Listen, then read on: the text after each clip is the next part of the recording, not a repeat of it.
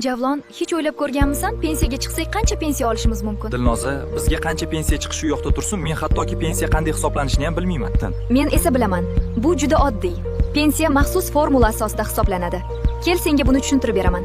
Pensiya mana bu formula asosida hisoblanadi. Ya'ni P bu pensiya, PTM pensiyaning tayanch miqdori va OS harflarining ma'nosi ortiqcha ish staji uchun pensiyaning oshirilishi degani. Kel, endi senga bularni har birini alohida qilib tushuntiraman. Yoshga doir pensiyaga chiqish uchun erkaklarda 25 yil, ayollarda 20 yillik ish stajlari bo'lishi kerak. Pensiyaning tayanch miqdori nima? Pensiyaning tayanch miqdori bu pensiyaning bazaviy miqdori bo'lib, u o'rtacha oylik ish haqining 55% ni tashkil qiladi. O'rtacha oylik ish haqi nima degani? Bu sening pensiyaga chiqishdan oldingi ma'lum davrdagi ish haqlaringning o'rtachasi bo'lib, u pensiya miqdorini aniqlashda asosiy rol o'ynaydi.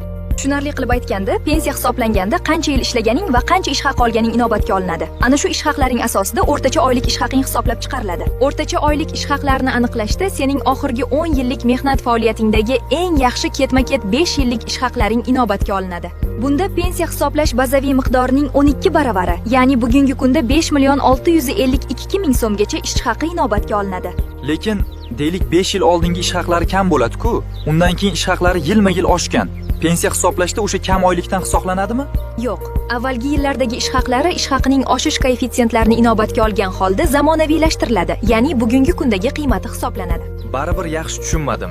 Yaxshisi menga birorta misol bilan shu pensiya hisoblanishini tushuntirib bersang-chi? Juda zo'r bo'lardi. Masalan, sen pensiya yoshidasan va senda 40 yil ish stajing bor.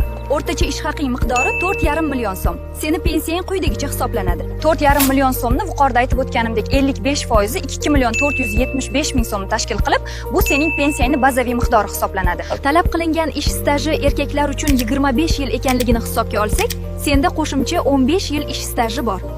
Ushbu yillarning har biri uchun o'rtacha ish haqining 1% dan 15% miqdorida qo'shimcha ish staji uchun pensiya miqdoriga qo'shiladi.